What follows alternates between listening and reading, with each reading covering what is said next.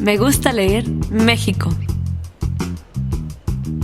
Bienvenidos amigos y amigas de Me Gusta Leer a un podcast más de Me Gusta Leer México, un espacio para los libros. Yo soy David Velázquez, editor en Penguin Random House, y hoy a la distancia en sus casas me acompañan Jacqueline Tavera, una de nuestras brand managers de marketing, y es también responsable, editora de la revista La Langosta Literaria, que algunos de ustedes seguramente conocerán, y Raxel, asistente de ventas en librerías, ¿no? Entonces es una de las personas que está muy cerca de ustedes, de los lectores, y por eso lo invitamos hoy a participar hoy con nosotros. Pues saluden, compañeros. Hola David, muchas gracias por la invitación. Hola Jackie y bienvenidos a todos nuestros escuchas. Bien, pues antes de que entremos de lleno con los libros, quisiera que nos contaran un poco cómo están, cómo han vivido esta cuarentena, cómo los trata el aislamiento social, en fin, cuáles son sus preocupaciones, sus pensamientos, ahora que llevamos ya prácticamente 2 meses en distanciamiento social. La verdad es que ha sido muy difícil esta experiencia, sobre todo no tener contacto directo con las personas, salvo con la familia más cercana que vive aquí en casa, y extrañando un montón los paseos, la calle, las librerías, porque me toca visitar muchas en mis labores cotidianas, pero bueno, ya esperando regresar a una nueva realidad. Ojalá que sí, que muy pronto. Pues sobre todo esto, ¿no? Que puedan reabrir las librerías, que son un espacio donde mucha gente encuentra entretenimiento y quizás hasta tranquilidad. No sé, Jacqueline, ¿tú cómo has vivido estos días? Pues han sido días muy extraños, creo que ya lo platicábamos en otro podcast, más similares a una novela de ciencia ficción que a cualquier otra cosa. Pero sí, pues aprovechando el espacio y el tiempo para leer sobre todo. Ya no tenemos pretexto para esos libros que se acumulan en el librero. Sí, seguro, pues es un tiempo perfecto para reconciliarnos con esa pila de libros que tenemos todos acumulados en un rincón de nuestro librero, en el tocador, en la mesa de la sala, en fin, ¿no? Esas lecturas que se han quedado pendientes, pues si nuestros lectores tienen la fortuna de poder quedarse en sus casas, de no estar saliendo, quizá tengan un poco más de tiempo libre que puedan dedicar a esto. Seguramente habrá quienes no, quienes tengan que seguir trabajando a un ritmo más o menos normal. Para ellos también tenemos hoy opciones que bueno, ya comentaremos más adelante, pero claro, pues sí, es un tiempo perfecto para quedarse en casa y leer un buen libro, ¿no? Pues en fin, yo en realidad he estado pues bastante afortunado. Tengo la fortuna de tener pues este trabajo que sí nos permite, como ustedes, pues estar en casa, no salir más que a lo necesario, pero creo que sí es un impacto más fuerte en lo psicológico, en lo emocional, pues, ¿no? Estar lejos de la familia, no poder hacer lo que normalmente estamos acostumbrados. Yo en mi caso soy ciclista, no, pues no deportivo, digamos, pero es mi transporte, ¿no? Entonces ahora sin poder desplazarme, sin poder salir a rodar, pues sí, se sufre un poco, ¿no? Ya hasta estoy echando kilos, en fin. Pero sí, claro, es difícil, como decía, la parte emocional. Yo extraño mucho, por ejemplo, a mi familia, a mi madre, a mis hermanos, amigos, ¿no? A mi familia política también, en fin. Creo que es lo más difícil y pues hay que tratar de estar siempre cerca, ¿no? Afortunadamente vivimos en una época hiperconectada, ¿no? Entonces es fácil llamar, hacer mensajes, hacer reuniones virtuales, en fin, tratar de hacer ese espacio un poco más breve y un poco más llevadero para todos. Quería empezar preguntándoles cómo estaban, porque este podcast precisamente está dedicado a los libros para quedarse en casa. Por si no lo saben quienes nos escuchan, la editorial lanzó un programa, una plataforma digital, donde estamos continuamente subiendo muchas recomendaciones, mucho contenido para que quienes estén en casa, quienes tengan esta oportunidad de leer y de reconectarse con ese espacio interior, pues puedan tener diferentes opciones que correspondan a sus inquietudes, a sus preocupaciones, a sus recreaciones, a su entretenimiento, en fin. Entonces, quisiera comenzar un poco con libros para, digamos, cuestiones un poco más prácticas. Vamos a hablar un poco del estrés, de la ansiedad, del dinero, de nuestra posible adicción a las redes, ¿no? Vamos a hablar también un poco de libros de ficción, de no ficción. Y quisiera comenzar con un libro, precisamente, como he dicho, sobre nuestra posible adicción a las redes, ¿no? Este libro se llama Detox Digital, de la psicóloga Olga González Domínguez. Y es un libro para que quienes, incluso antes de esta situación, de todo este confinamiento, ya estaban sospechando que había una relación poco sana con sus redes, con sus dispositivos digitales, pues este libro nos va a ayudar a entender estos hábitos y cómo combatirlos, ¿no? Claro, el encierro, al limitar más bien nuestra actividad social, pues nos permite con mucha mayor facilidad que caigamos en un uso o más bien en un abuso de las redes. Y muchos estamos quizá continuamente, no sé cuál sea su experiencia, Jackie y Raxel, pero estamos buscando noticias, tratando de mantenernos informados, pero a veces es difícil encontrar el límite razonable, ¿no? Cuando estamos ya más bien sobreinformándonos, cargándonos de información que ya no es útil, ya no es necesaria, sino que por lo contrario, ¿no? Ya está teniendo un efecto negativo en nosotros, ¿no? O simplemente volcarnos a scrollear infinitamente Facebook, Twitter, Reddit, en fin, la red social de nuestra preferencia y quedarnos ahí por horas, ¿no? Disociándonos, desconectándonos de la realidad. No sé si alguno de ustedes quiere comentar un poco sobre esto antes de continuar hablando del libro.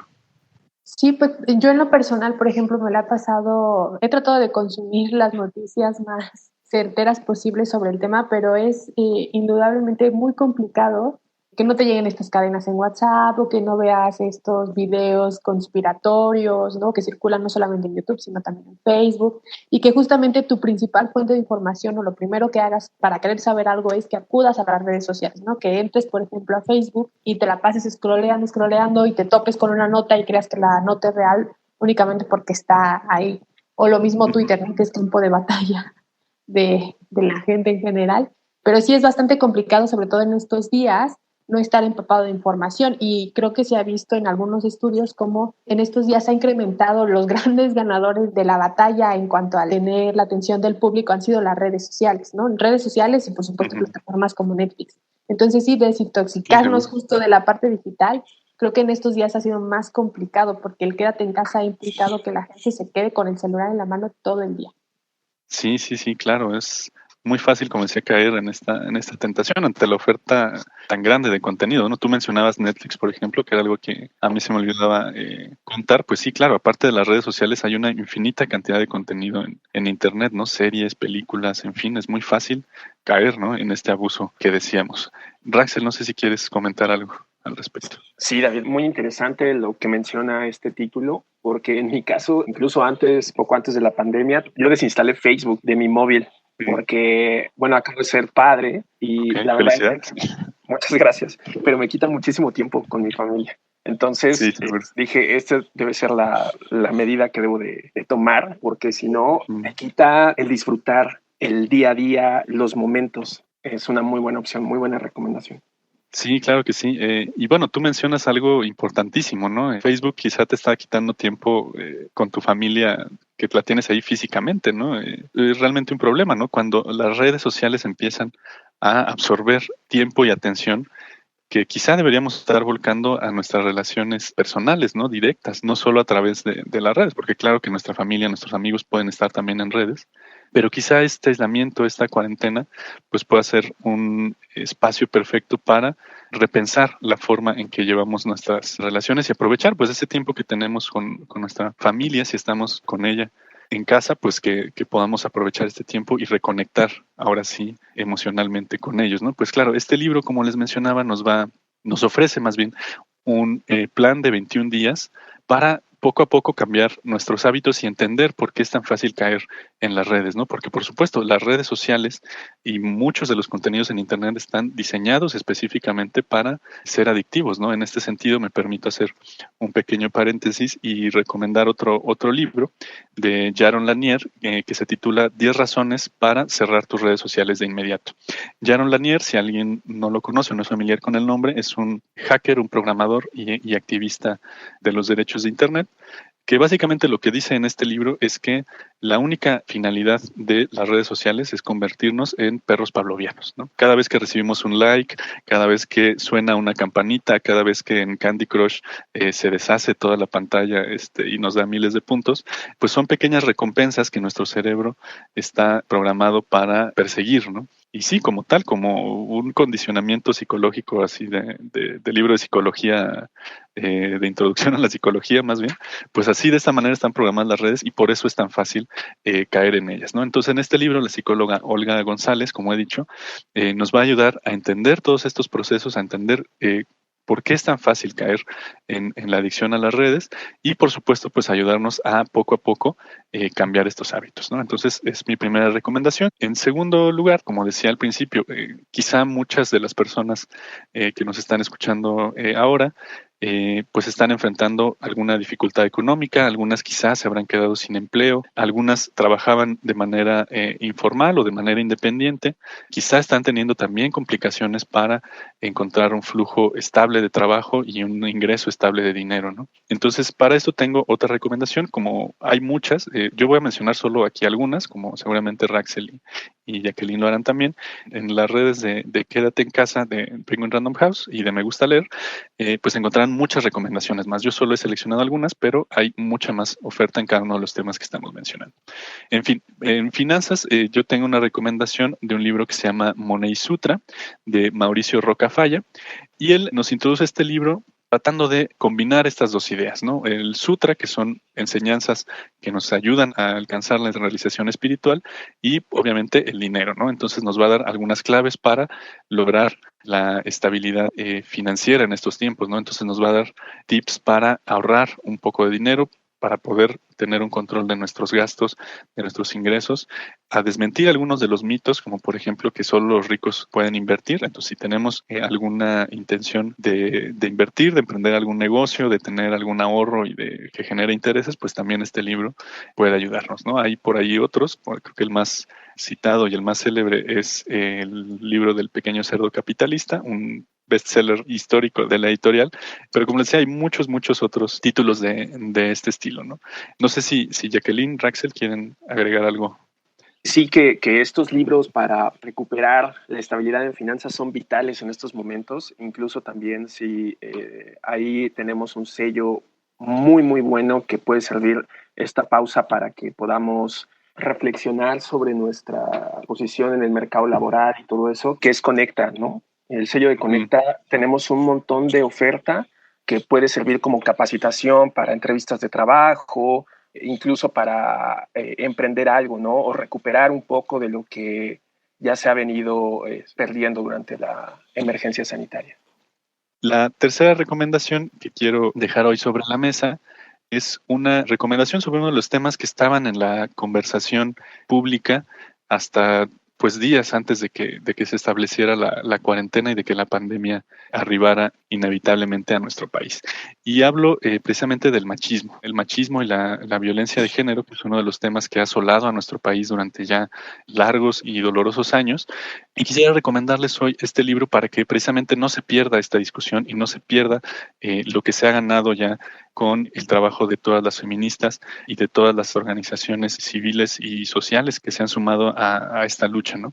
Este libro se titula No son micro, machismos cotidianos, de Claudia de la Garza y Heréndira Derbez, que es un libro que se presenta como una especie de enciclopedia o una especie de antología, digamos, de todas esas actitudes machistas, violentas, específicamente violencias patriarcales que están tan asimiladas en nuestro día a día que ya parece que ni siquiera lo son, ¿no? Cómo lanzar piropos no solicitados, cómo imponer una voz masculina por ejemplo, en juntas profesionales, ¿no? Cuando una mujer intenta expresar una idea, la brecha salarial también que existe todavía entre puestos muy similares entre hombres y mujeres, en fin, ¿no? Un sinnúmero de ejemplos y de experiencias que recopilan aquí Claudia y Heréndira, que además están ilustrados, no con una intención, digamos, didáctica, aunque sí, el libro, por supuesto que es un libro didáctico en este sentido de educar a los hombres a que evitemos estas actitudes, sino también pues en un intento de hacer de este libro algo un poco más ameno y más accesible a todos los públicos, ¿no? A mí me gustaría comentar algo porque el día de ayer estaba leyendo un posteo en Facebook de una chica que se daba a investigar sobre algunas canciones en Spotify que eran una apología a la violación y hacia el feminicidio. Y me pareció terrible porque no solamente las chicas que contestaban a todos esos posteos y esta investigación que hacía una mujer que no recuerdo el nombre, de entrada hace un reporte Spotify de por qué están estas canciones y te ponías a leer las letras y eran terribles, ¿no? Spotify de inmediato quita esas canciones, sin embargo, esta misma persona, este mismo, no lo voy a llamar cantante porque no lo es, este sujeto, tenía también perfil en Instagram, en YouTube, ¿no? Entonces estas canciones estaban también en YouTube. Algunas de las chicas intentan reportar estas cuentas en Instagram, en YouTube, y las plataformas de entrada le decían, es que no lo puedes reportar porque no está haciendo nada malo. Y ahí te pones a pensar, de acuerdo, estas plataformas funcionan con base en metadatos y una serie de diferentes técnicas digitales y demás. No es una persona la que está ahí revisando canción por canción. Pero ¿cómo es posible que no tengan identificados estos metadatos y que no los tengan bien realizados y que sea tan complicado reportar algo así, ¿no? Entonces, hasta que lo reportan ya a la policía cibernética, me parece que es cuando lo pueden dar de baja. Creo que este libro también lo menciona, cómo son estas apologías que se ven incluso en las cosas más banales, ¿no? Como puede ser una canción en Spotify o en YouTube y que la gente no ve que tienen algo mal, ¿no? Porque también algunos de los comentarios eran, pues, ¿qué tiene de malo? Cuando son apologías a crímenes. Hay infinidad de libros y desafortunadamente sí, al menos en la Ciudad de México sobre todo, se estaba llegando a una discusión interesante sobre el feminismo, sobre todo porque en otros países, mientras esta ola se vivía para hablar sobre el aborto, sobre otros temas, en México era un grito desesperado para decir, pues no mates a las mujeres, ¿no?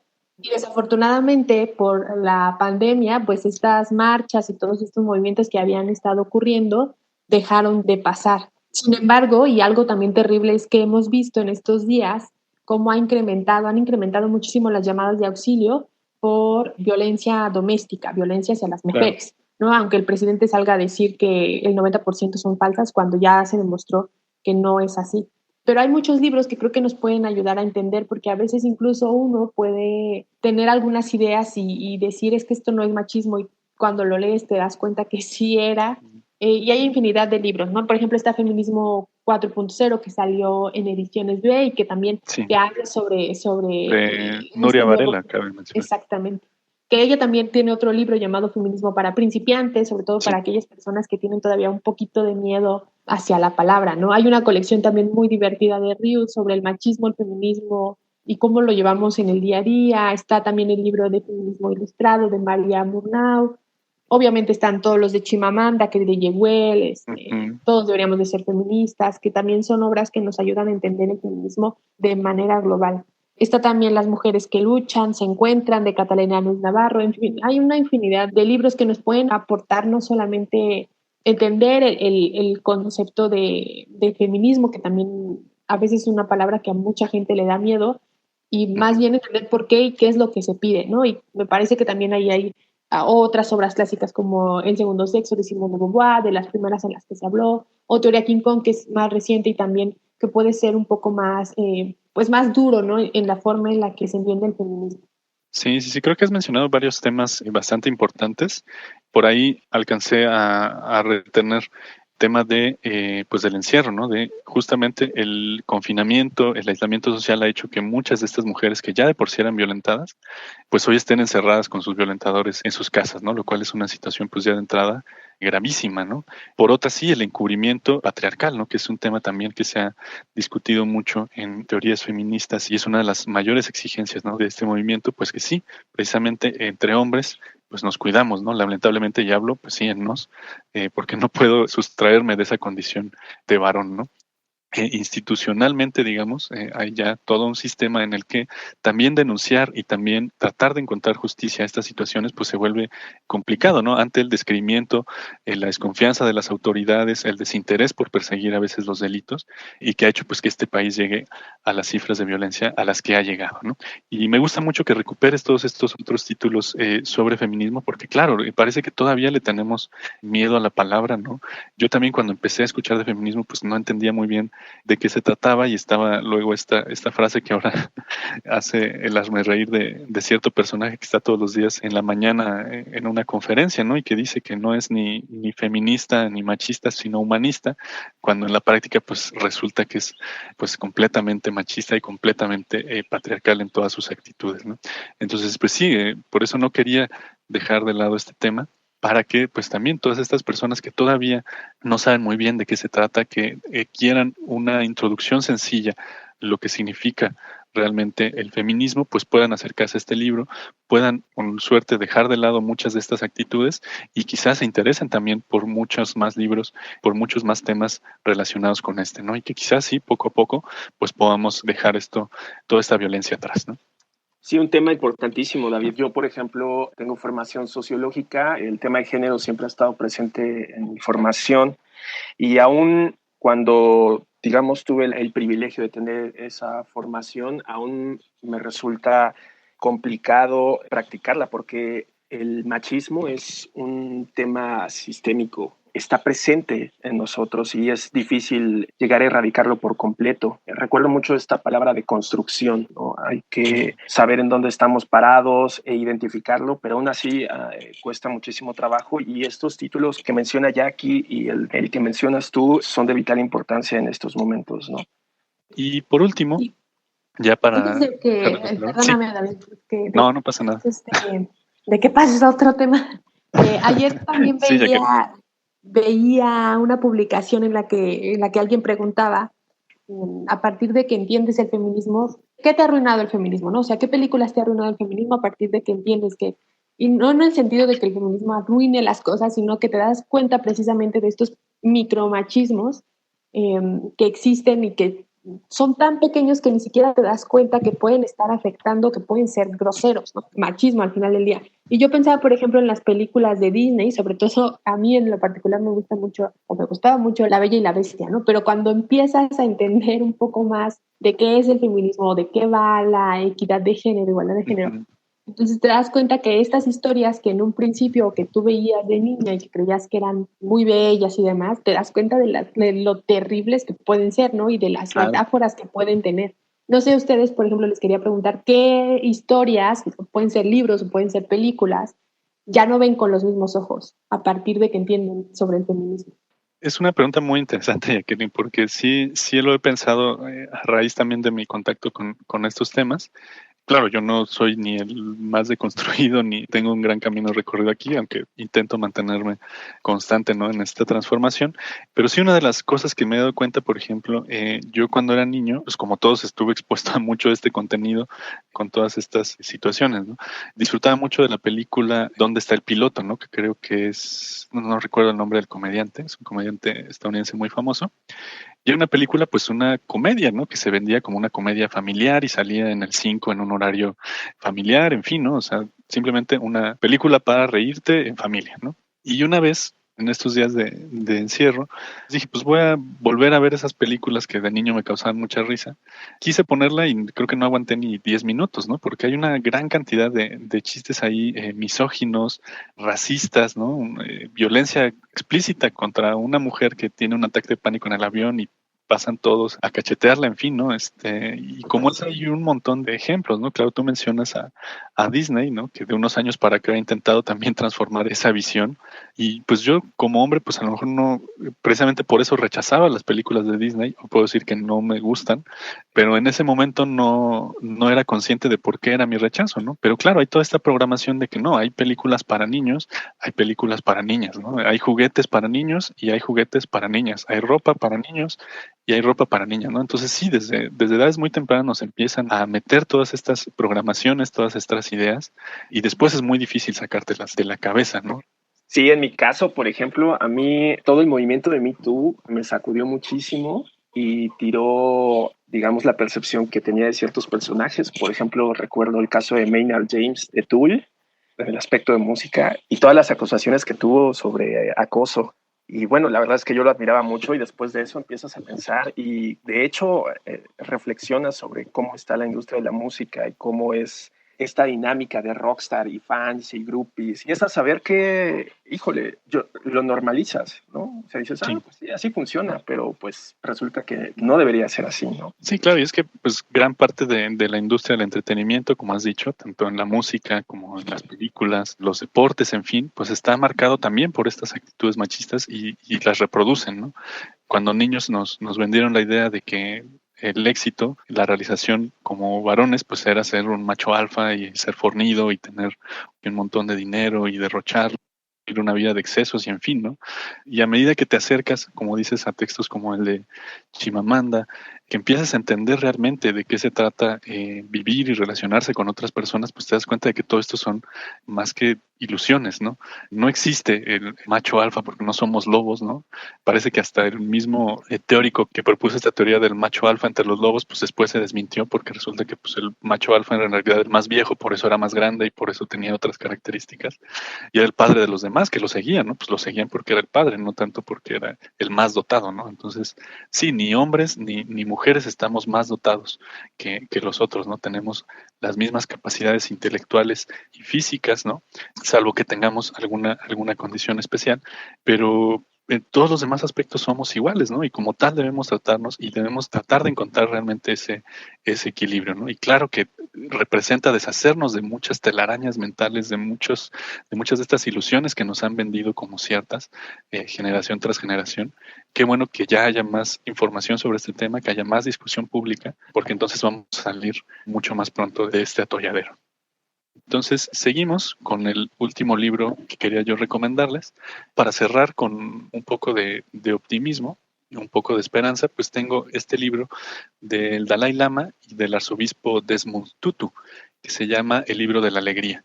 En este libro, el Dalai Lama, como saben, pues es este líder espiritual del Tíbet que lleva en el exilio, creo que décadas, ¿no? Lleva mucho tiempo fuera del Tíbet por la persecución de la República China.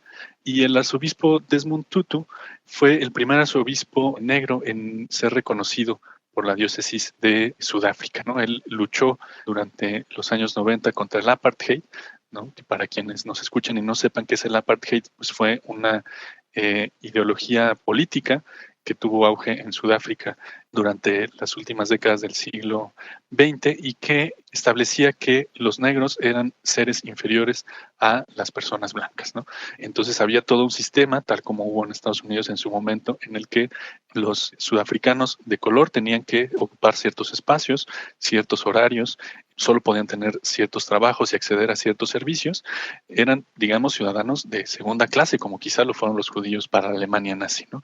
Y al contrario, los blancos, que pues a la sazón son los conquistadores, los colonialistas de Sudáfrica, gozaban de un montón de privilegios que ellos no. Entonces, son dos personajes que se han enfrentado a un montón de dificultades, a retos muy, muy serios que han atentado incluso contra su integridad física, contra su vida, pero que para superar todos estos retos, pues se convirtieron realmente en líderes espirituales, ¿no? En ejemplos de vida, en ejemplos también de una configuración, digamos, mental y emocional que les ha permitido superar todos estos retos e inspirar a muchísima gente, ¿no?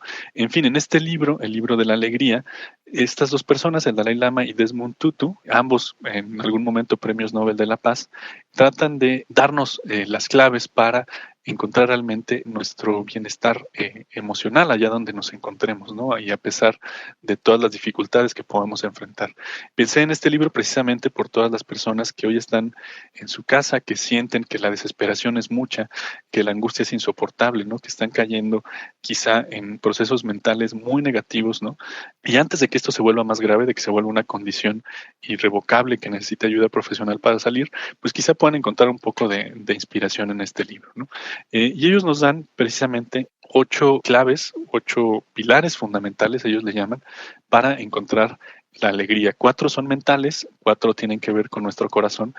Entonces se resume prácticamente, según mi opinión, quizá alguien que lo lea tendrá otra, se resume en decir que pues no somos especiales, no somos seres de luz en la medida en que no lo hagamos, ¿no? Esto se hace activamente todos los días y se hace no trabajando para nosotros, no de una manera egoísta, sino trabajando sobre todo para los demás. Y en la medida en que podamos reconocer esto, dicen Desmond y el Dalai Lama, pues podremos acceder a la verdadera felicidad, que es pues precisamente estar al servicio de otros, ¿no? Como ellos mismos lo han estado durante prácticamente toda su vida. De literatura, ¿no? Como entretenimiento o algo que nos distraiga, o sea, realmente pensar y meditar nosotros, creo que eso también nos ayuda muchísimo. Y este es un título que puede guiarnos en esa perspectiva.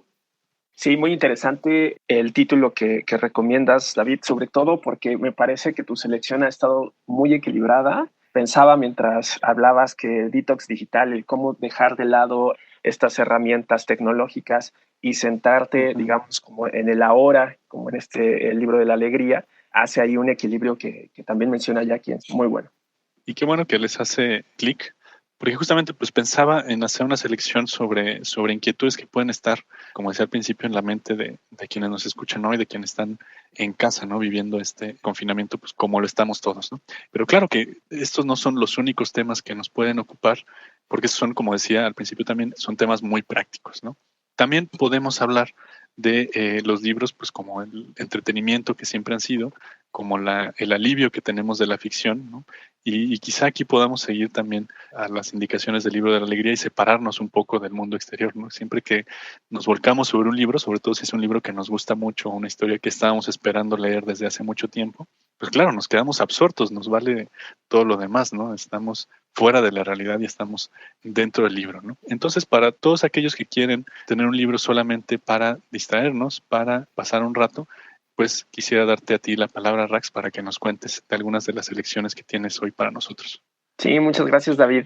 Así justo también yo pensaba cuando recibí la invitación hacer una selección de ficción para que, digamos, la ficción también nos puede relajar, como bien dijiste, nos puede llevar a otros mundos, contar otras historias y aparte de eso, hacernos reflexionar, ¿no? Entonces, mi primera recomendación es Persepolis de Marjane Satrapi. Es una novela gráfica. Quise seleccionar una novela gráfica porque me parece un formato narrativo súper interesante que, bueno, ha ido ganando terreno en el gusto de los lectores poco a poco y que, si bien cuando dejamos de subestimarla, porque muchas veces pensamos, ay, es que tiene dibujitos, tiene monitos, pues bueno, una vez saltando eso, la verdad es que nos puede regalar una experiencia literaria muy profunda y muy bella, como es el caso de Persepolis.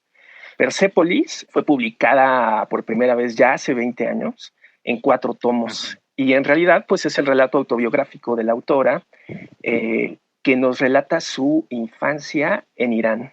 La novela parte con la historia de Marjane a los 10 años. Ella pertenece a una familia de clase alta que la educó con principios progresistas, laicos, liberales. Y justo cuando se está desarrollando esta parte final de su infancia, irrumpe en Irán un evento histórico que le da un vuelco a la vida de Marjane, que es la Revolución Islámica. A partir de aquí empiezan a haber sucesos muy violentos, sumamente traumáticos para Marjane, y hay un cambio social y cultural que le da la vuelta a la historia, ¿no? Cosas tan sencillas como que empieza a usar velo o que ya no empiezan a llegar los productos que normalmente llegaban a Irán.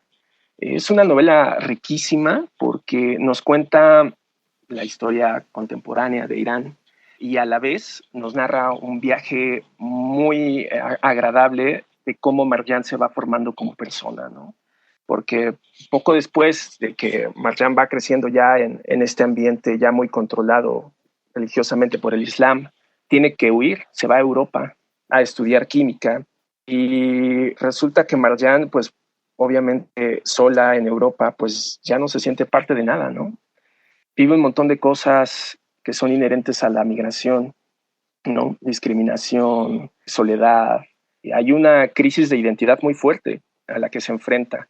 Y esto va de la mano que también va descubriendo temas filosóficos mucho más complejos y temas de la vida misma, como el amor, el desencanto, el despertar de la sexualidad, el uso de drogas, por ejemplo. Y todo esto que es tan fuerte, este viaje tan increíble que tiene Marjane en esta historia, está acompañada de una ilustración muy bonita. Aunque está a blanco y negro, es una ilustración que podríamos definir como infantil, que hace un contraste con toda la brutalidad que puede tener la historia en sí misma. La verdad es que es un libro muy bueno. Yo los invito a echarle un vistazo y a darle también una revisada a todo lo que tenemos de novela gráfica, que bueno, es fabuloso el fondo que vamos adquiriendo poco a poco.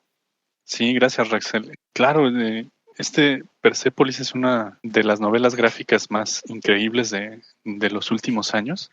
Yo lamentablemente nunca la he leído. Yo conozco la historia solo por la película que se hizo unos años después, una adaptación cinematográfica que sin embargo cubre solo una pequeña cuenta de todos los sucesos que Marjane narra en las novelas gráficas, ¿no? Y claro, conecta también con algunos de los temas que hemos estado revisando aquí, ¿no? Tan solo con el tema del feminismo, ¿no? Porque con estos cambios que nos cuentas tú, el advenimiento de la revolución islámica en Irán, pues claro, Marjane pasa de una vida como dices, muy liberal, muy progresista, ¿no? Con acceso a toda la información, a todos los productos, a vivir en una sociedad muy reprimida y sobre todo en el ámbito de género, ¿no?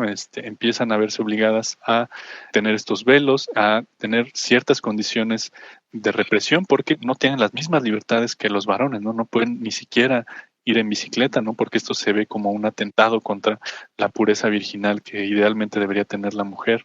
No pueden ir a la escuela, ¿no? Entonces ella empieza también a rebelarse con esto, porque pues ella sí tiene realmente la intención de estudiar y todo, ¿no? Y al final pues eso lo obliga sí a salir del país y a buscar suerte en otro lado, no sin otros obstáculos, ¿no? Es una de las historias más potentes de transformación y de cambio de vida, ¿no? Quizá tan fuerte como lo estamos viviendo hoy, que este virus pues nos ha dejado un mundo transformado, ¿no? Claro. Y también, sabes, ahorita recordaba que tiene imágenes, o sea, aparte de lo duro que puedes llegar a ser la novela, hay unas cosas fantásticas que tiene de inocencia, ¿no? Por ejemplo, Marjan habla con Dios y quiere ser profeta. Y es fabuloso los comentarios las conversaciones que tiene con él, ¿no? Sí. Es fabulosa. A mí lo que más me gusta de la historia es precisamente que va en contra de las concepciones y los clichés que tenemos nosotros de lo que ocurre en esta parte del mundo, ¿no? Por ejemplo, nosotros teníamos solamente la versión de Estados Unidos y de cómo Estados Unidos llega a salvar, entre comillas, entre muy grandes comillas, a esta población. Sí.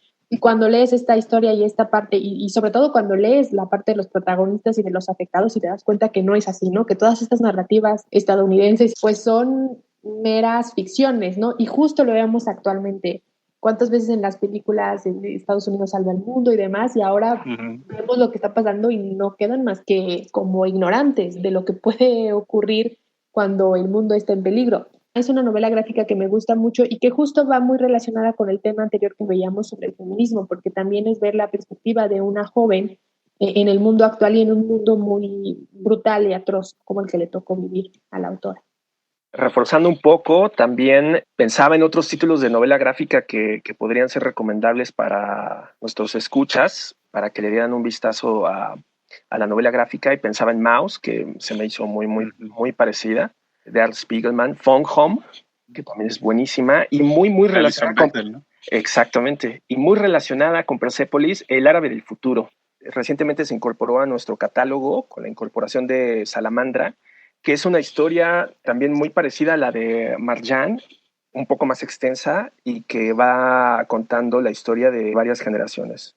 Pues buenísimo, gracias Rexel por estas recomendaciones de novela gráfica. Yo me permito ahí sumar El Incal de Alejandro Jodorowsky y Jan Guiraud, alias Moebius, que para mí pues es una de las novelas gráficas más importantes de toda la historia, de todo el género, que además es larguísima, también salió por entregas en su momento. Hoy ya está en Reservoir Books en un tomo completo. Y el dibujo de Moebius es delicioso, la historia de Jodorowsky es delirante, entonces se convierte en una historia surrealista de descubrimiento espiritual, en fin, un montón de cosas extrañísimas que para quienes sean fanáticos de la novela gráfica o no, quienes simplemente estén interesados en la estética del cómic o de la estética surrealista, onírica, en fin, pues van a encontrar en este libro muchas veces. Y aprovechando que Rag nos acaba de contar la historia de una joven, mi recomendación va enfocada bajo una temática similar, aunque obviamente con contextos completamente diferentes. Estoy hablando de La idiota, de Elif Batuman, y si no se les antoja ya por el título, seguramente que esperamos después de esta recomendación les agrade. Batuman es una joven autora, esta es la segunda obra que realiza, la primera fue una de ensayos, pero esta es su primera obra de ficción y este debut implicó que estuviera nominada al premio Pulitzer como mejor novela de ficción, entonces es un gran salto a la literatura. La idiota nos narra la vida de una joven llamada Celine, es una chica que acaba de entrar a la universidad, a Harvard, en 1995. Entonces, dentro de esta era en la que está ingresando, y le llamo era porque es el comienzo de lo digital, empiezan a utilizar, por ejemplo, el email. Entonces es muy divertido y es una historia que nos narra las vivencias de esta joven en la universidad, su relación con sus compañeras de habitación, con sus amigas, con sus compañeras, y también, digamos que con el romance, ¿no? Entonces empieza ya a tener una relación a distancia o digital a través del email con un chico llamado Iván, un joven húngaro que estudia matemáticas, que es un par de años mayor que ella. Y es muy chistosa la relación también porque mientras que se dicen de todo y hacen las reflexiones más profundas que dos jóvenes puedan tener a través del correo, si se topan en vivo en el campus, se ignoran, ¿no? Se pasan por, como si no se conocieran, cuando obviamente ya conocen todo y creo que más de lo que cualquiera de otros de sus amigos puedan conocer sobre ellos. Lo que hace muy divertida la obra es precisamente el humor y creo que también muchas personas se van a poder identificar con estos momentos de, pues, de la juventud, de primeros amores, de amigos que caen en situaciones muy absurdas incluso, en los pósters en el cuarto que uno ponía de adolescente, etcétera. A mí también me parece una obra que puede ayudarnos en estos momentos a entender y a extrañar también quizás otras épocas, quizás pueda ser una obra muy melancólica y muy de mucha añoranza por otro mundo que fue hace apenas unos meses y que ya extrañamos, pero que también nos ayuda a entender un aspecto que a mí me interesa mucho y que está enfocado un poco más a lo que veíamos hace un momento en la parte del feminismo, y es que pareciera, no sé a ustedes si tienen esa impresión, pero a veces pareciera que el mundo de cierta forma odia a las jóvenes, a las adolescentes. Y estoy hablando en general de las adolescentes porque pensemos, por ejemplo, lo que ocurrió con obras como Crepúsculo. Cuando salió la novela de Crepúsculo, obviamente estaba dirigido a un público juvenil, principalmente a chicas, y cuando se convierte en un gran fenómeno y tiene el fandom inmenso en el mundo, y cuando las chicas iban y hacían filas enormes para conseguir la novela o para entrar a ver la película, hubo un momento en que Internet en específico, en el que el mundo en general odiaba a la saga y odiaba la adaptación y la novela y la destruían y se reían de ella a través de Internet, ¿no? Lo veíamos a través de Internet e incluso yo puedo decir que yo formaba parte de esas personas que también se burlaban de la obra. Pero reflexionándolo un poco y leyendo La Idiota, lo que yo me daba cuenta es que más allá, hemos visto otras obras, otras películas que son incluso, y me atrevo a decirlo, de contenido mucho más absurdo que el que podríamos encontrar en Crepúsculo, que al final del día era una historia de amor, sea como sea, ¿no? Y que no pretendía ser más. Pero, por ejemplo, yo no vi ese odio que se le daba a esta historia transportado, por ejemplo, a Transformers, que es una película absurda hasta decir basta y que es completamente machista, pero yo no veía a la gente haciendo videos, haciendo memes, haciendo un hashtag y casi queriendo mandar y que mandaban mensajes de odio a la autora y demás, y yo no veía eso. ¿Y por qué no lo veía? Porque creo que en general, en el panorama general, y hablando sobre feminismo y machismo, hay una especie de odio hacia las jóvenes y hacia todo lo que consumen, ¿no? Odiamos sus músicas, odiamos las boy bands, odiamos cómo visten, etcétera. Y me parece que es también algo a que debemos reflexionar y que a mí me llevó esta obra de La Idiota y que precisamente también va con el título de la obra. Al principio te estás preguntando quién es la idiota y te das cuenta a lo largo de la obra que la idiota es Celine, la protagonista. Y es también una crítica que hace la autora a la concepción que tenemos nosotros de las jóvenes, porque obviamente ella no es ninguna idiota, ella es una persona inteligente que sí, que comete tonterías de pronto, que tiene errores como cualquier ser humano, pero que se le juzga distinto, ¿no? Tratamos de juzgar a las jóvenes, a los adolescentes, como si estuviera uno juzgando a alguien que pretende ser un filósofo que intenta cambiar la vida cuando sabemos que no, que lo único que quieren es pues vivir su vida, ¿no? Y a mí esta obra me gusta mucho por eso, por la reflexión a la que invita y también porque lo hace a través de un estilo muy peculiar y sobre todo a través del humor, que eso a veces es muy complicado y que creo que en estos días también vale la pena leer una obra que nos haga reír. Me quedo con la reflexión que decías, ¿no? Sobre la ridiculización de los intereses adolescentes y en fin. Y yo creo que se corresponde con algo que comentábamos al principio, ¿no? Con el libro de Heréndira y Claudia, que es precisamente, pues sí, como todo el entretenimiento está dominado por estas mismas nociones patriarcales, se ridiculizan las cosas que se sienten o se perciben como femeninas, como débiles, como casi que absurdas e inútiles, ¿no? Y es muy chistoso que sí, como dices, se condene la saga de Crepúsculo, que por cierto va a tener una nueva entrega pronto, ya lo anunció la autora, y no las de Transformers o las de Avengers, en fin, ¿no? ¿Por qué nos reímos de una chica que porta una playera de una princesa de Disney y no de un adulto de 40 años que viste a todos lados una playera del Capitán América cuando ni siquiera es estadounidense, ¿no? Por ejemplo. Claro, todas estas cosas son en principio muy chistosas, ¿no? Pero que sí ocultan pues todo este trasfondo de actitudes que son machistas, patriarcales, y pues yo creo que tienen mucho más que ver con eso, ¿no? Que realmente con solo el odio a adolescentes, a los adolescentes, aunque claro que pues se desprende de esta ridiculización de todo este trasfondo, ¿no? Totalmente de acuerdo, Jackie, David. Yo me declaro culpable de eso. Por ejemplo, recuerdo muy bien la caricatura esta de Mujercitas que transmitían durante mi infancia y yo decía, ay, demonios, no, había cierta aberración.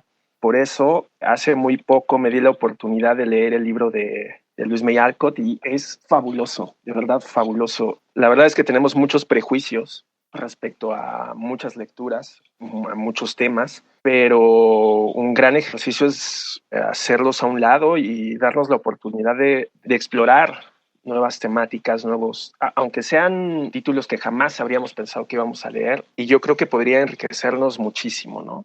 Desde para simple entretenimiento o muchísimo más profundos, la verdad es que siempre podremos obtener muy buenas cosas, o a lo mejor que nos gusten o saber qué es lo que no nos va a gustar. La verdad es que sí, es una muy buena recomendación. Perdón, David. Sí, qué bueno que lo digas, Raxel, porque creo que en el fondo hay un problema que a veces se pierde de vista. Y yo agradezco a Alejandra Arévalo y a todas las personas detrás de Libros Before Tipos a que me lo hayan hecho notar, porque alguna vez veía que ellas hacían una anotación muy, muy pertinente, y que es que leemos a muchos más hombres que a mujeres, ¿no? Yo le agradezco a Jackie también porque ella me insistió mucho en que leyera a Jane Austen.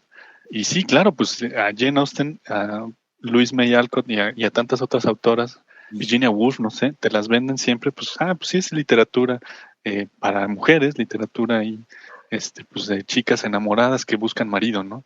Y no, realmente cuando te acercas a estos libros descubres que es un mundo completamente desconocido, y a veces, quizá no a veces, sino la mayoría de las veces más bien, es mucho más profundo y mucho mejor construido que muchas de las novelas más vendidas de autores varones, ¿no? Entonces sí, claro, es una invitación también, y me hago yo el primer invitado, a leer a más mujeres y no a solo a hombres, ¿no? Nos estamos perdiendo de mucho si no leemos a tantísimas autores que hay allá afuera.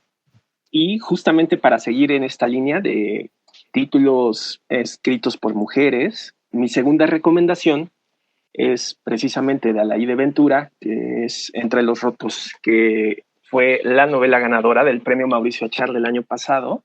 Aunque es una novela corta, muy cortita, la verdad es que en cuanto ustedes la vean van a notar que de una sentada se la van a echar. Es una novela estremecedora, fuertísima, la verdad. A mí me parece incluso devastadora.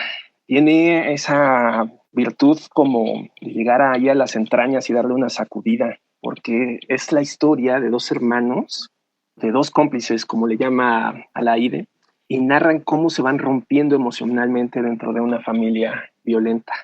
Me encanta la construcción, retomando un poco lo que decía David, que la estructura, la profundidad de novelas escritas por mujeres puede ser muchísimo mejor que las escritas por varones. Aquí la verdad se cumple todo a la perfección, porque la novela inicia con fotografías familiares, como con pequeñas Polaroids, que tienen un significado simbólico para Julián, que es el hermano de la narradora, y que sirven como catalizador de la novela. A partir de las fotografías, la narradora va contando diversos pasajes de la historia familiar y de cómo se fue desintegrando esa familia y cómo la violencia que ejercía el padre sobre mamá, hijos e incluso abuelos los fue rompiendo, ¿no? Tiene una gran virtud que a mí me gustó muchísimo, que está llena de listas. Son listas muy sencillas que nos permiten saber muchísimo más de la narradora y de otros personajes, ¿no? Cuáles son sus inquietudes, sus anhelos.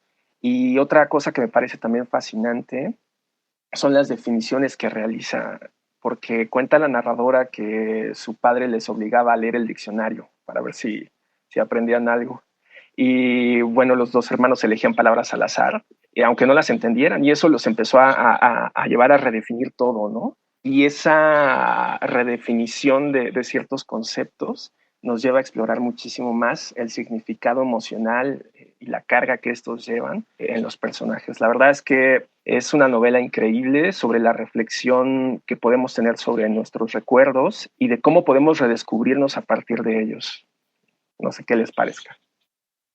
A mí me parece un novelón y la verdad es que no te imaginarías, yo la sigo en Twitter y los invito a todos a que la sigan porque es muy, muy chistosa en su cuenta de Twitter y no te imaginarías que todo ese humor que tiene de pronto cambia completamente a un drama como el que vemos en Entre los Rotos. Tiene un estilo muy peculiar también y a mí me parece que tiene todavía mucho que contarnos, entonces ojalá pronto tengamos una nueva novela de ella. Ojalá. A mí me gustaría pasar a la siguiente recomendación, que también va en este aspecto de novelas ganadoras de algún premio en México. En este caso se trata de Salvar el Fuego de Guillermo Arriaga, que este año ganó el premio Alfaguara de novela. Desde Jorge Volpi no se ganaba acá en México un premio al Alfaguara y en esta ocasión se le da a Guillermo Arriaga por esta obra. Es una novela inmensa en el sentido del número de páginas, pero también en lo que abarca la obra. Se le ha dado la etiqueta de una novela de amor y me parece muy justo y muy necesario también porque creo que más gente así lo puede conocer, pero también es una obra sobre la desigualdad y creo que en México, si algo hemos aprendido también ahora con la pandemia y el confinamiento, es el nivel de desigualdad que hay en este país. Entonces, mientras unos tenemos la fortuna de decir quédate en casa y nos podemos guardar o trabajar desde casa, la verdad es que una gran mayoría en México desafortunadamente no puede, ¿no? Porque vive al día y porque necesita salir a trabajar o de otro modo no come. Entonces, esta desigualdad que vivimos es retratada con maestría por Guillermo Arriaga en esta novela. Esta obra narra la vida de dos personajes principalmente. Una es Marina, es una coreógrafa, está casada, con 3 hijos, digamos que tiene una vida convencional, aunque no un matrimonio feliz, porque su esposo es un ser bastante complicado. Y del otro lado está José Cuauhtémoc, que es completamente el opuesto de Marina, ¿no? Viene de una situación social diferente, más humilde, fue acusado y condenado a prisión por un crimen, y mientras ella, digamos que son completamente polos opuestos al inicio de la novela, pero conforme va avanzando te das cuenta que tienen más en común de lo que esperarías. Y en una ocasión, cuando Marina acude a una reunión en un sábado a propósito de la invitación de unos amigos, pues ahí conoce a José Cuauhtémoc y empiezan a tener una relación amorosa. Esta historia, más allá de lo que les mencionaba, va también sobre la locura, el deseo, la venganza, muy en un estilo shakespeariano, hay también tragedias y por supuesto el amor y la desigualdad que les comentaba. Por ahí nos comentaban de repente en Twitter, hubo un comentario que decía, me está recordando esto más a una telenovela mexicana.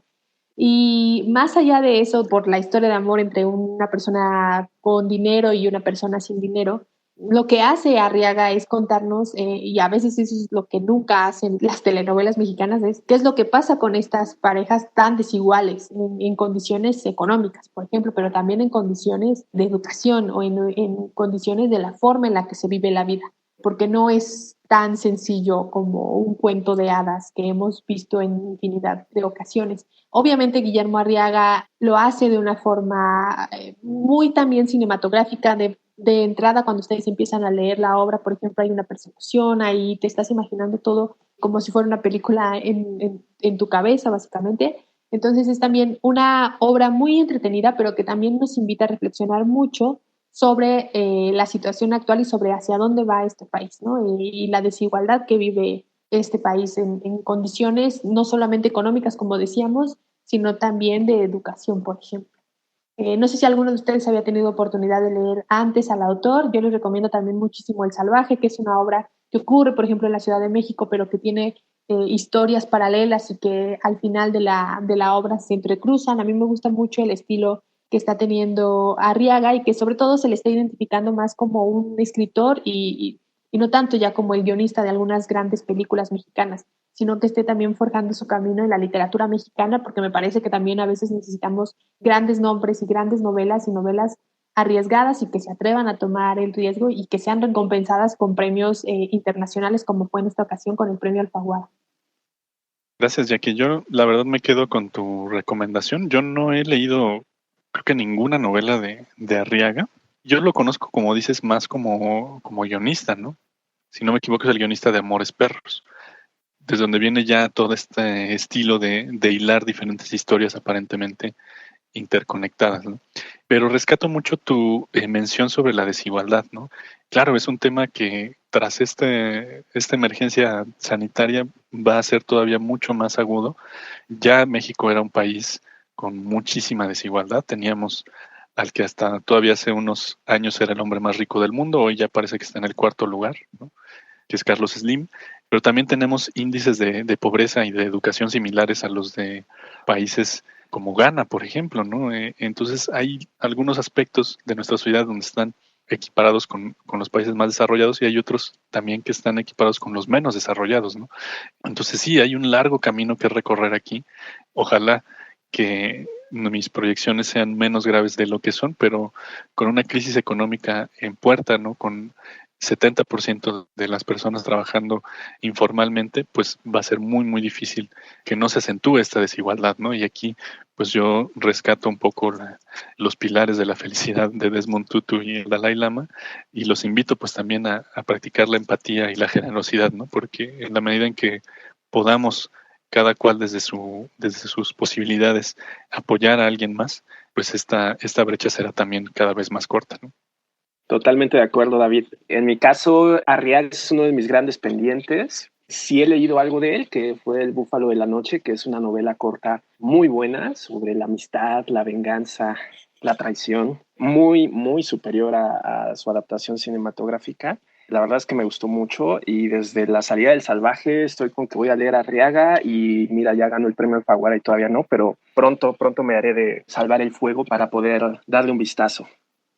Yo también quiero comentarles sobre otro título bastante interesante que me encontré ahí navegando en la red y yo soy más de libro físico, pero también intenté darle una oportunidad a los libros electrónicos y me encontré una recomendación que me hicieron hace mucho tiempo. Un par de amigos ya me habían hablado de él y lo encontré a un gran precio, la verdad, y es La maravillosa vida breve de Oscar Wilde, escrita por Junot Díaz, que es un autor dominicano. De él ya había leído Así es como la pierdes, que es una selección de cuentos bastante agradable. Este título, de La maravillosa vida breve de Oscar Wilde, fue ganadora del premio Pulitzer en 2008 y es una novela divertidísima, de verdad, porque cuenta la historia de la familia Cabral, oriundos de Dominicana, y de un fuku, que yo no sabía qué era, pero es como una maldición, o así es como la nombran en República Dominicana, y bueno, cómo va alterando el destino de toda la familia Cabral, pero en paralelo nuestro héroe, quien es Oscar, es alguien que no es un dominicano cualquiera, que le gusta el béisbol y las jevitas, como se expresa Junot Díaz. Más bien es un dominicano bastante regordete al que le gusta los juegos de rol, el fantasy, la ciencia ficción. Es un friki. Y bueno, pues nos cuenta su historia y de cómo quiere llegar a ser el Tolkien dominicano. Eso me fascinó. Y a partir de ahí, Junot Díaz desarrolla varias historias de la familia, por ejemplo, de Belicia, que es la madre de Oscar, o de su hermana Lola, cómo esta maldición les afecta. Y me gustó muchísimo la novela porque está llena de, no sé cómo llamarle, pero es como slang dominicano. Tiene un montón de coqueteos de autores de fantasy y ciencia ficción. Tiene una virtud muy encantadora que es que mete muchos pies de página en donde va describiendo en paralelo la historia de República Dominicana, incluso haciendo frente a la versión de Vargas Llosa del Trujillato, prácticamente diciéndole, Vargas Llosa dijo esto en la fiesta del Chivo, pero lo que en realidad pasó era esto. Entonces, muy valiosa, muy enriquecedora, muy divertida, ágil de leer. Originalmente fue escrita en inglés y la traducción es buenísima porque tiene una cadencia muy rica, una voz caribeña y eso yo creo que hace disfrutarla más. ¿Ustedes han podido darle un vistazo? Yo no, me quedo con tu recomendación. Me ganaste en la parte en que le pone una tunda a Vargas Llosa. Bravo por Junot Díaz. Vargas Llosa lo he leído poco, pero a raíz de sus últimas declaraciones políticas, bueno, las que ha ido lanzando en los últimos años, pues ha ido perdiendo mi estima, ¿no? Pero ya saber que tiene un contrincante digno de enfrentársele me da mucha alegría y seguro que lo tendré en mis próximas lecturas. A mí es un libro que me lo han recomendado mucho, sin embargo, y justo un poquito relacionado con lo que hablábamos hace rato, Junot Díaz tuvo también por ahí un escándalo de acoso. Entonces, a veces, híjole, también es bien complicado esta parte de separar al autor de su obra, lo que comentaba David hace un momento sobre Vargas Llosa, ¿no? Qué tan complicado a veces es tomarte, decir la obra es por sí sola y no tiene nada que ver con el autor, o ver la obra también como parte del autor, ¿no? A mí, por ejemplo, transportado a películas, con Woody Allen me pasa muchísimo, que yo ya no puedo ver películas de Woody Allen porque veo su historia personal y veo las acusaciones que se le han hecho. Sin embargo, la vida maravillosa, perdón, la maravillosa vida breve de Oscar Wilde es una obra, me parece, ya de culto, sobre todo dentro del ámbito más geek o más fanático de la fantasía o de la ciencia ficción, y habrá que darle una oportunidad, ¿no? A ver qué nos puede contar Junot Díaz. Me gustaría también regresar a los libros de no ficción, en específico a dos. Estas serían mis últimas recomendaciones, así que me voy a ir un poquito rápido. La primera es Auge y Caída de los Dinosaurios, de Steve Brussett. En lo personal, cuando era niña, mi papá veía documentales sobre dinosaurios. A mí me daban un poco de miedo. Los veía en Canal 11 y a mí me daban miedo. Entonces yo me imaginaba los dinosaurios después abajo de mi cama, ¿no? Como esperando a que salieran. Pero esta fascinación por los dinosaurios creo que se quedó un poquito marcada, y cuando salió Auge y Caída de los Dinosaurios no pude evitar leer el libro. Y me parece que es una obra muy interesante y que no solamente puede interesar a quienes son fanáticos de estas criaturas, sino a cualquier persona. Me recuerda también un poco a De animales a dioses, de Yuval Noah Harari, que salió en su momento, y por la forma en la que te está contando la vida y la caída de unos seres que habitaron durante muchos años este planeta, ¿no? Y que eran los reyes de este planeta. Entonces va desde tiranosaurios primitivos que tenían el tamaño de seres humanos hasta bestias que volaban en el cielo, y también algunos de los misterios que los rodeaban, ¿no? ¿Cuánto tiempo estuvieron? ¿Cómo es que es conocido por todos la forma en la que desaparecen estos seres? Pero ¿cómo es que uno tiende a pensar que llega el meteoro y que se acabó? No, es un proceso bastante largo y de años, ¿no? El que lleva a la extinción de estos seres. También me parece que es muy importante que se lea para entender la importancia y también entender la finitud que tenemos los seres humanos, ¿no? Y que lo estamos viendo ahora, es que no somos invencibles o inmortales, o que dominar, entre comillas, el planeta no quiere decir que nos salve incluso del planeta mismo. Steve Brussett es una joven estrella en ascendencia dentro del ámbito de la paleontología, y con esta obra se ha mantenido en el ojo de este ámbito, y se ha convertido también en una de las autoridades más reconocidas en cuanto a los dinosaurios. Entonces, a todas aquellas personas que quieran leer algo de no ficción y algo que también les enseñe sobre un tema, creo que poco abarcado en general en el ámbito de la divulgación, esta es una gran recomendación. La otra que quería hacer es meditaciones, y me regreso un poco también a lo que hablábamos en un principio sobre el Dalai Lama. En esta ocasión, bueno, ustedes saben que a veces los libros, cuando no venden, pues no se vuelven a sacar al mercado.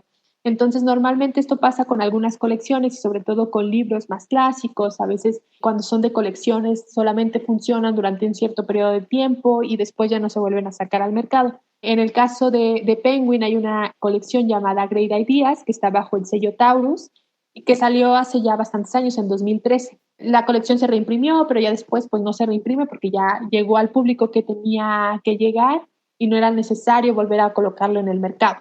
No obstante, un día, viendo con parte del equipo comercial, revisamos si había varias ventas y solicitudes para reimpresión de Meditaciones de Marco Aurelio. Nos llamó muchísimo la atención porque de entrada no era un libro que tuviéramos en el radar como que se vendiera, pero descubrimos, para nuestra sorpresa, y que no se trataba solamente de un libro que se vendiera porque en la escuela lo pedían, que a veces es lo que pasa con los clásicos, sino que era un libro que se estaba recomendando de boca a boca y de pronto se había convertido en un bestseller. Entonces eso nos dio una gran alegría, pero también a mí me dio curiosidad porque no lo había leído y sabía de su existencia y demás, pero no ni siquiera identificaba bien de qué iba la obra. Entonces, para quienes no lo conozcan, Meditaciones es un libro de reflexiones escrito por Marco Aurelio. Marco Aurelio fue un emperador en la antigua Grecia. De hecho, se le considera el último de los 5 buenos emperadores, y es bastante curioso que un libro escrito por un político siga teniendo una trascendencia a la actualidad y que se siga recomendando además como un libro de reflexiones filosóficas.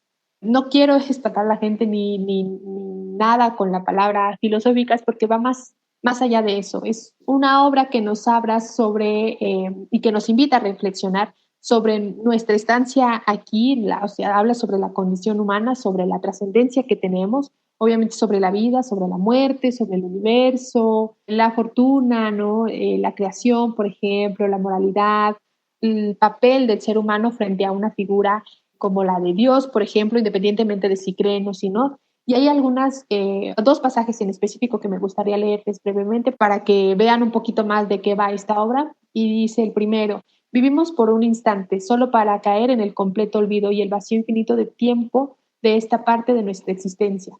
Piensen lo que han hecho traspasar una vida de implacable enemistad, sospecha, odio. Ahora están muertos y reducidos a cenizas. Y nos habla igual también sobre estos pasajes, ¿no? A veces nosotros tenemos la idea de que somos protagonistas de una gran historia y pues solamente somos protagonistas de nuestra vida, y nuestra vida se reduce a unos cuantos instantes en la edad del universo. Entonces, igual lo que nos ha enseñado también esta pandemia es que no somos invencibles y que no somos eternos, y que podemos hacer miles de planes y se pueden ir a la basura estos planes, ¿no? Y que también vivimos, como dice Marco Aurelio, un instante y por un instante. Y la otra en la que quería leerles es que Marco Aurelio también habla sobre el olvido, e incluso dice que todo cae y acaba cayendo en el olvido, incluidas las leyendas. Entonces dice: la vida del hombre es una simple duración, un punto en el tiempo, su contenido una corriente de distancia, la composición del cuerpo propensa a la descomposición, el alma un vórtice, la fortuna incalculable y la fama incierta. Las cosas del cuerpo son como un río y las cosas del alma como un sueño de vapor. La vida es una guerra y la fama después de la muerte solo olvido. Y también eso nos habla, Marco Aurelio también estuvo al frente de algunas guerras, entonces obviamente sabe que a veces tenemos esta idea de que el héroe y el que gana guerras es aquel cuyo nombre permanece en la historia, pero al final ese mismo hombre solo vive por unos instantes y puede caer en el olvido. Y me gusta mucho también esta reflexión de Marco Aurelio, y también por eso quería recomendárselas, porque me parece que en estos días justo lo que debemos de hacer es meditar. Totalmente de acuerdo, Jackie. Ambas recomendaciones me parecen muy valiosas. En un principio, Auge y Caída de los Dinosaurios me remitía a mi infancia y a esa fascinación por seres casi mitológicos que, a pesar de los años que ya han pasado, siguen siendo asombrosos y fascinantes, porque incluso los niños de hoy en día están encantados con esos seres, ¿no? Poco regresando a la ficción, incluso Michael Crichton, autor también de La Casa con Jurassic Park, hace referencia a ellos y construye prácticamente un nuevo universo, una nueva realidad con ellos en la actualidad. Y bueno, me parece fascinante regresar a ellos y volver a leer sobre sus condiciones y cómo fue que se fueron deteriorando hasta llegar a la extinción. Y muy relacionado con lo que comentas de Marco Aurelio sobre esa condición efímera de la existencia, una lectura bastante rica y profunda. Sí, yo por mi parte no sé si ya me estoy tomando una licencia muy grande para estirar de más el argumento, pero creo que parte de nuestra fascinación con los dinosaurios tiene que ver con un miedo profundo a que suframos el mismo destino que ellos, ¿no? A vivir un cataclismo que culmine con nuestra extinción. No sé si un meteorito a lo mejor y termina siendo un virus, ¿no? Pero sí, claro, que los dinosaurios pues ejercen esta fascinación tan fuerte, ¿no? En nuestro imaginario, ¿no?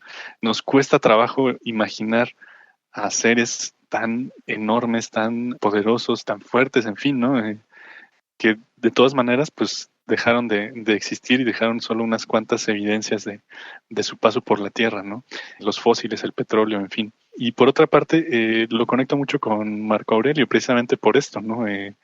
Tú ya hablabas de que él insistía mucho en que somos pasajeros, que incluso los más grandes héroes son olvidados. Y un poco para abonar a tu duda, pues no es gratuito llamarle filosofía. Él es incluso considerado uno de los fuertes exponentes del estoicismo junto a propiamente al filósofo Séneca.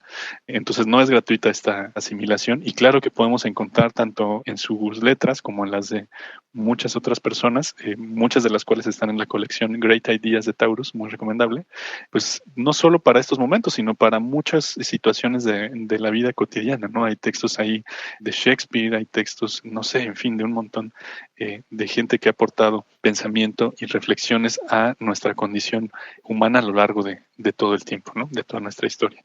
Entonces sí, pues 2 grandes recomendaciones también para estos días de cuarentena, estos días de distanciamiento social. Y bueno, ya para ir cerrando con nuestro podcast, me gustaría recordarles una vez más a quienes nos escuchan que estos libros y más pueden encontrarlos en nuestras redes sociales, sobre todo en nuestro sitio web, megustaleer.mx, y además en un sitio especial que hemos diseñado para concentrar todas nuestras recomendaciones de estos días, que se llama megustaleerencasa.com. La página se llama como tal, Quédate en casa, háganle caso a Hugo López-Gatell. Y ahí todas las semanas estaremos compartiendo listas curadas por nosotros editores, por el equipo de marketing, por toda la gente que está aquí trabajando desde casa, para que ustedes tengan también acceso a estos contenidos, ¿no? Para que puedan leerlos, ya sea que quieran, como hemos visto, pues una historia que los lleve a reír, una historia que conecte con profundas reflexiones, que sea sobre teorías feministas que necesitamos hoy en día, que sean sobre cuestiones más prácticas como el dinero, como la práctica de la meditación, sobre nuestra relación con las redes, en fin. Ahí encontrarán un montón de contenido para leer. Y por supuesto, en todos los formatos. Ya Raxel mencionaba un poco sobre el ebook, pues también tenemos infinidad de ebooks, tenemos audiolibros, tenemos libros físicos, los pocos que podemos enviar en casa porque están cerradas las librerías, está cerrado en su totalidad nuestro almacén, entonces lo poco que podamos vender también en físico, también ahí podrán acceder a él. Y por supuesto, podcasts, noticias, recomendaciones, videos, en fin, todo lo que necesiten para pasar un buen rato durante estos días de aislamiento. Y pues con esto creo que hemos terminado. Rax, Jacqueline, muchas gracias por haber participado, por acompañarme en esta charla. Muchas gracias, Jackie, David, a los escuchas. Muchas gracias por la invitación. Muchas gracias, David, Rax, y allá en la cabina virtual a Álvaro y a Fer. Pues sí, muchas gracias, Jackie y Rax, por haber estado nuevamente. Gracias también a Álvaro Ortiz, a Fernanda Belmont, que están allá en su casa en la producción de este podcast. Mi nombre es David Velázquez. Muchas gracias a quienes nos escuchan. Sigan las redes de Me Gusta Leer para más contenido. Hasta la próxima. Twitter e Instagram, Me Gusta Leer Mex. Facebook, Me Gusta Leer México.